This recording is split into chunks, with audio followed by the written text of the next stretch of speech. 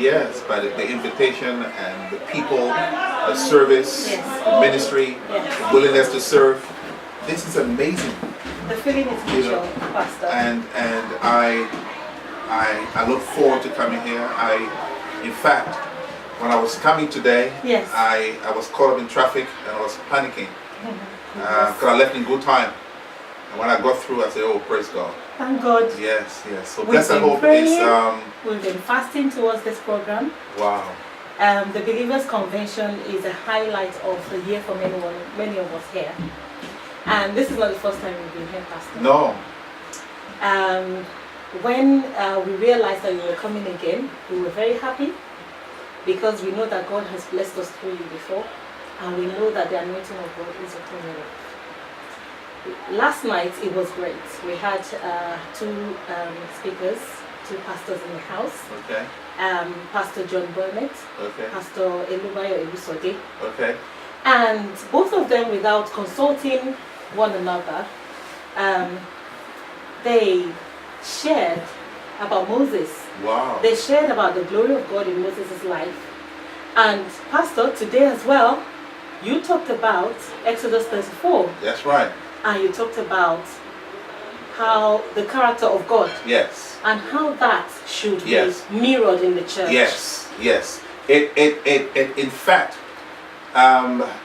if we can influence our church from that basis of love, what it does, it transforms behavior in a positive way. It's amazing what love does.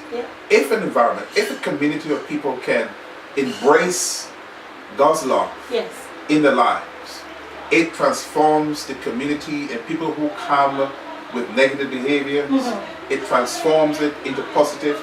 In fact, it derails any kind of a negative behavior to a positive behavior. So if we can just grasp that, our church and our lives will be transformed, and tremendous things will happen. People from the community will come, they want to know what's going on. And all that is going on is you and I invested in the love of God. Amen. And that is what I see here. Sorry about that. What do you think about people who are afraid of the glory of God, afraid of church people, afraid of, when people talk about Jesus, the first thing they want to do is, just hold it there. Not knowing actually that in Jesus there's fulfillment. That is where there's peace. When I gave my life fully to Christ, that is when I knew peace.